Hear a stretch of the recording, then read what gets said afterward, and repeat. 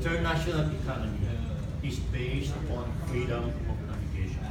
As a Navy officer, I would like to learn more from Roy about the parallelism between the Malacca Straits, where a lot of 5 billion pesos, dollars of business is coming through this part of the world. The Strait of Hormuz is the flow of oil from the Middle East, which is one of the biggest suppliers of oil in the world, in relation to the use of Strait of Hormuz and freedom of navigation. Okay, gagdagan ko yun. During the 1980s, then Senator Leticia Ramos Shahani said, ang pagsisimula ng gulo is the Malacca Strait. Yeah. So kahit Malacca Strait ang gulo, bali wala na yung South China Sea. Dahil pag ginupit mo lang sa Malacca Strait, wala nang darating sa South China Sea. Congressman, as a Navy officer that you are, how do you look at it? Yeah, the South China Sea is very important because through the South China Sea passes about $5 trillion worth of seaborne trade. And a lot of countries are dependent on this, including China, South Korea, Japan, Taiwan, the Philippines, and the other way around also.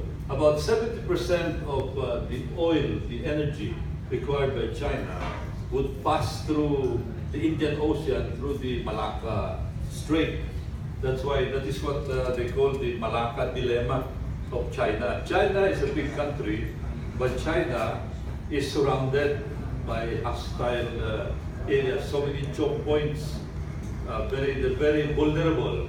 That's why they're also sorting into the Indian Ocean, the Chinese Navy. They sent 2 submarines there, purportedly for anti-piracy patrols. But people are wondering, how can you use submarines for anti-piracy? And they're also trying to have this maritime silk trade and the string of pearls strategy, where China is trying to link up with countries from China all the way to the Horn of Africa, including Somalia, Sri Lanka, Pakistan.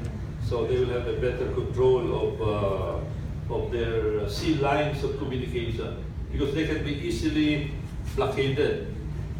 Isang vapor lang sa Strait of Malacca Strait, sarado na yung trade ng China. That's why there are the US has a good relationship with Singapore, and Singapore is hosting, notwithstanding the supposed independent policy, they're hosting the US LCS, Littoral Combat Ship that can be used. And then just about a week ago, there was a naval exercise. 4 countries, Australia, Japan, India, and the United States in the Malabar Sea. That is in the opening of the Malacca Strait. So nagpa-practice sila ron. And China is very disturbed by that naval exercise because that is obviously meant as an exercise, practice kung paano i-blockade yung China trade. Okay. So yun ang... and that could be the reason why Chinese government is very aggressive in putting up these small islands, building airstrip, etc. to protect their own in the South China economic interests. Yeah, in the South China Sea, military, and they're developing what they call the strategic triangle in the South China Sea, where the first point is Paracels, already operational. The second point will be the reclaimed islands, Johnson, South Reef, Fiery Cross, Mississippi, and the third point of the triangle will eventually be Scarborough Shoal. Ngayon, hawak na nila, but there's still no construction going on there. Okay.